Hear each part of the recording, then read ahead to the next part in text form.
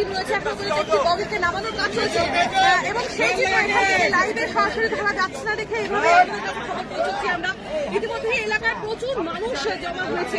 যে ধরনের চিত্র আবারও লাশি উঠে ওঠা চিত্র ইতিমধ্যে দেখা যাচ্ছে যে জুন মাসের যে ঘটনা, গত বছরের জুন মাসে করমণ্ডল এক্সপ্রেসের ঘটনা, সেই ঘটনা কিন্তু আবারও কড়া নাড়ল।